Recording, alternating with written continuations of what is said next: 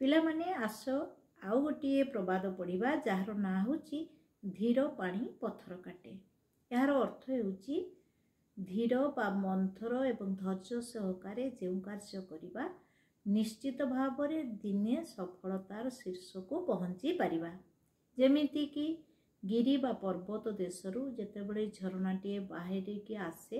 एवं से नदी रे मिसिबा पाई तळकू गड़ी आसे सेतेबेले तार आसीबा पथरे अनेक पत्थर बा शिलाखंड थाए,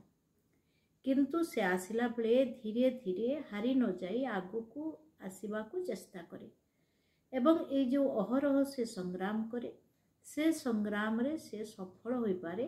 एवं दिने शेषरे से सफलता को अतिक्रम करी जेते बाधा विघ्न आसुना कहीं से विशाल पत्थर को मध्य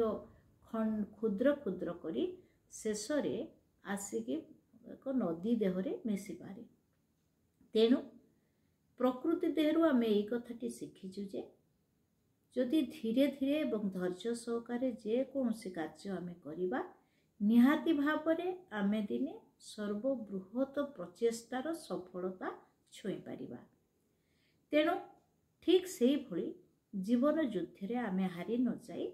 जदि शांत शिष्ट भावरे धैर्य सहकारे निजर लक्ष्य पूरण करिबा पाई अविरत चेष्टा करिबा निश्चित भावरे परिशेष रे आमे सफल होई पारिबा।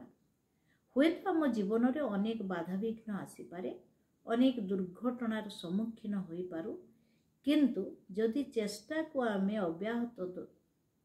रखिबा ताहले निश्चित भावरे दिने आम कार्य रे आमे सफलता प्राप्त हेबा। जेमिति कि जे कौनसी बड़ कार्य करिबा पछरे थाए अनेक कष्ट, सबु कष्ट रे हारी न जाई जदि आमे शेष पर्यंत धैर्य सहित एथर हेला नहीं पुणी थरे देखिबा, पुणी आसंता थर को